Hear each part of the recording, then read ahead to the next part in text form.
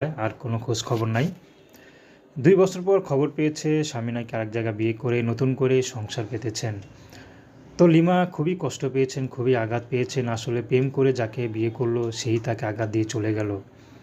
তো লিমার কোলে একটি সন্তান আছে, তো সন্তানকে মুখের দিক থেকে তাকিয়ে লিমা এখন বেঁচে আছে। লিমা চাচ্ছে এই সন্তানকে মাদ্রাসায় পড়াবে, বড় হাফেজ বানাবে। কিন্তু লিমার পিছিয়ে যাওয়ার আর কোনো পথ নেই, কারণ লিমার বাবা মাকে ছেড়ে লিমা তার প্রেমিকের হাত ধরে চলে গিয়েছিল। এখন সে প্রেমিক তাকে সর্বশান্ত করে দিল। তো লিমা এখন চাচ্ছে যে তার সন্তানের দায়িত্ব নেবে। লিমা তাকেই বিয়ে শাদী করবে। তার বয়স যেমনই হোক, সে বিবাহিত হোক, সমস্যা নেই। শুধু তার কোলের সন্তানকে যেন একটু বাবার পরিচয় দেয়, তাতেই লিমা খুশি। লিমার দেখতে বিয়ে হলেও মাশাআল্লাহ বেশ সুন্দরী আছেন। লিমার পরিবারে আরেকটি বোন আছে। লিমার বাবা নাই, মা আছে।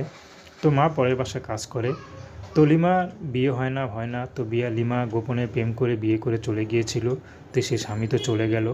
তো এখন লিমা অতীতকে ভুলে সামনের পথ এগিয়ে চলতে চায়। লিমা চাচ্ছে তার ফুটফুটে কোলের বাচ্চাকে